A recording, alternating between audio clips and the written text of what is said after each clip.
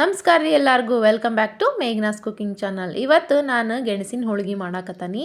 ಈ ಸೀಸನ್ ಅಷ್ಟೇ ಅಲ್ಲ, ವರ್ಷ ಪೂರ್ತಿನೂ ಗೆಣಸು ಸಿಗ್ತಾವೆ. ಯಾವಾಗ ಬೇಕು ಅವಾಗ ನೆನೆಸ್ಕೊಂಡ ತಕ್ಷಣ ಈ ಗೆಣಸಿನ ಹೋಳಿಗೆ ಮಾಡ್ಕೋಬೋದು. ಭಾಳ ಮಸ್ತ್ ರುಚಿ ಇರ್ತವೆ. ನೀವು ಒಂದು ಸಾರಿ ಟ್ರೈ ಮಾಡಿರಿ.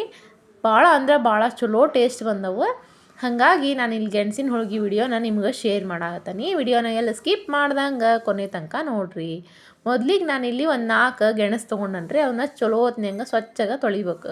ತೊಳೆದು ಒಂದು ಕುಕ್ಕರ್ನ ತೊಗೊಂಡು ಆ ಕುಕ್ಕರ್ನ್ಯಾಗ ಗೆಣಸು ಇಟ್ಬಿಟ್ಟು, ದೊಡ್ಡದಿದ್ರೆ ಸ್ವಲ್ಪ ಮುರಿದು ಹಾಕಿರಿ. ಹಾಕಿ ಅದಕ್ಕೆ ಎಷ್ಟು ಬೇಯಕ್ಕೆ ನೀರು ಬೇಕಲ್ಲ ಅಷ್ಟು ನೀರು ಹಾಕಿ ಒಂದು 2 ವಿಜಿಲ್ ಕೂಗಿಸ್ಕೊಂಡ್ರೆ ಸಾಕಾಕತಿ. ಆ ವಿಜಿಲ್ ಕೂಗೋ ಅಷ್ಟರೊಳಗೆ ಇದಕ್ಕೇನು ಹಿಟ್ಟು ಬೇಕಲ್ಲ ಅದನ್ನು ಕಲಿಸ್ಕೊಳ್ಳೋಣ. ನಾನಿಲ್ಲಿ ಒಂದು ಬೌಲಷ್ಟು ಮೈದಾ ಹಿಟ್ಟಷ್ಟೇ ತೊಗೊಂಡನ್ರಿ. ನೀವು ಬೇಕಂದ್ರೆ ಚಿರೋಟಿ ರವೆನೂ ಹಾಕ್ಕೋಬೋದು, ಮಸ್ತ್ ಬರ್ತಾವೆ ಹೋಳಿಗೆ.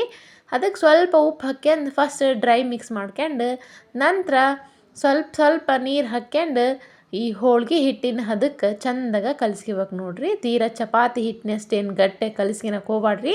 ಸ್ವಲ್ಪ ಮೆತ್ತಗೆ ಇರ್ಬೇಕು. ಚಪಾತಿ ಹಿಟ್ಟಿನಕ್ಕಿಂತ ಸ್ವಲ್ಪ ಮೆತ್ತಗಾದ್ರೆ ಹೋಳಿಗೆ ಮಸ್ತ್ ಮೆತ್ತಗೆ ಚಲೋ ಬರ್ತವೆ ನೋಡಿರಿ. ಈ ರೀತಿ ಇರ್ಬೇಕು. ಹಿಂಗಾದ ಮ್ಯಾಗ ಸ್ವಲ್ಪ ಎಣ್ಣೆನ ಸ್ಪ್ರೆಡ್ ಮಾಡಿರಿ. ಒಂದು ಪ್ಲೇಟ್ ಮುಚ್ಚಿ ಸೈಡಿಗೆ ಎತ್ತಿಡೋಣ. ಆ ಹಿಟ್ಟು ಕಲ್ಸೋದ್ರೊಳಗನ ಇಲ್ಲಿ ಗೆಣಸು ಬೆಂದವು ನೋಡ್ರಿ ಹಿಂಗೆ ಫೋರ್ಕ್ ಹಿಡಿದ ತಕ್ಷಣ ಒಳಗೆ ಫೋರ್ಕ್ ಹೋಗ್ಬೇಕು. ಹಾಗಾದ್ರೆ ಚೆಂದಾಗಿ ಬೆಂದಿರ್ತವೆ. 2 ವಿಜಲಿಗೆ ಮಸ್ತ್ ಬೆಂದಿರ್ತವೆ. ಈಗ ಒಂದು ತಟ್ಟೆ ಒಳಗೆ ಎಲ್ಲ ಗೆಣಸನ್ನು ಹಿಂಗೆ ಹಾಕ್ಕೊಳ್ಳೋಣ್ರಿ. ಇದು ಆರಿಂದನ ತೆಗೀರಿ ನೀವು ಸಿಪ್ಪಿನ, ಇಲ್ಲ ಬಿಸಿ ಇದ್ದಾಗರ ತೆಗೀರಿ. ಒಟ್ಟು ಸಿಪ್ಪಿ ತೆಗೆದು ನಂತರ ಹೋಳಿಗೆ ಮಾಡ್ಬೇಕು ನೋಡಿರಿ, ಮಸ್ತ್ ಬರ್ತವೆ. ನಾನಿಲ್ಲಿ ಬಿಸಿ ಇದ್ದಾಗ ಒಂದು ಟ್ರೈ ಮಾಡಿದೆ ನೋಡಿ, ಎಷ್ಟು ಚಲೋ ಹೊತ್ನ್ಯಾಗ ಸಿಪ್ಪಿ ಉಚ್ಚಾಕತ್ತವು. ಹಿಂಗೆ ಬಿಚ್ಚಿದ್ರೆ ಗೆಣಸು ಪರ್ಫೆಕ್ಟಾಗಿ ಬೆಂದವು ಅಂತ ಅರ್ಥ.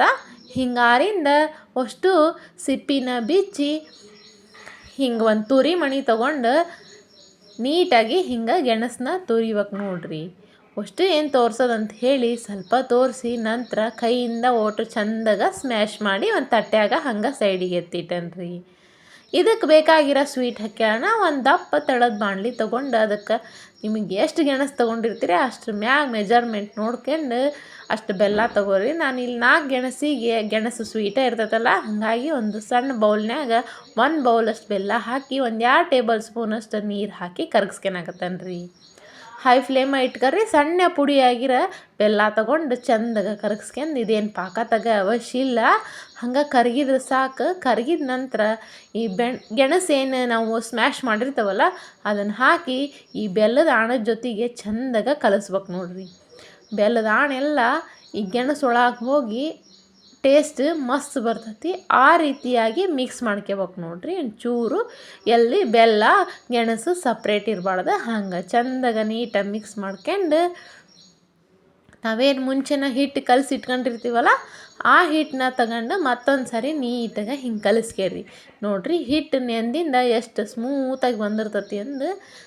ಈ ಸೈಜ್ನ್ಯಾಗ ಹಿಟ್ಟು ಹಂಗೆ ಕಣಕ ಎರಡೂ ತಗೊಂಡು ಹಿಂಗೆ ಹೋಳಿಗೆ ಲಟ್ಟಿಸಾಕ ಸ್ಟಫಿಂಗ್ ಮಾಡ್ಕೋಬೇಕ್ರಿ. ಹಿಟ್ಟನ್ನ ಸ್ವಲ್ಪ ಲಟ್ಟಿಸ್ಕೊಂಡು ನಾವೇನು ಹೂರಣ ಮಾಡಿರ್ತೇವಲ್ಲ ಗೆಣಸಿಂದ ಆ ಹೂರಣ ಇದ್ರೊಳಗಿಟ್ಟು ಸುತ್ತಲಿಗೂ ಹಿಟ್ಟನ್ನ ಹಿಂಗೆ ಸ್ಟಫ್ ಮಾಡಿಬಿಟ್ರೆ ಹೋಳಿಗೆ ಒಂದು ಚೂರು ಹರಿಲಿಲ್ಲಂಗೆ ಮಸ್ತ್ ಬರ್ತವೆ. ಹಿಂಗೊಂದು ಪೇಪರ್ ಮ್ಯಾಗ ಎಣ್ಣೆ ಸ್ಪ್ರೆಡ್ ಮಾಡ್ಕೊಂಡು ಹೋಳಿಗೆ ಮಾಡೋ ಹಾಳು ಇರ್ತಾವಲ್ಲ ಅದ್ರ ಮ್ಯಾಗರು ಮಾಡ್ಬೋದು ರೀ, ಇಲ್ಲ ಪ್ಲಾಸ್ಟಿಕ್ ಹಾಳಿ ನಿಮ್ಗೆ ಗ್ಯಾಸ್ ಚಲೋ ಅನ್ನಿಸ್ತಲ್ಲ ಆ ರೀತಿ ಹಾಳಿ ಒಳಗೆ ಮಾಡಿ ಹಿಂಗೆ ಮ್ಯಾಗ ಒಂಚೂರು ಲಟ್ಟಿಸ್ಬಿಟ್ರೆ ಮಸ್ತ್ ಹೋಳಿಗೆ ರೆಡಿ ಹಾಕವ್ ನೋಡ್ರಿ.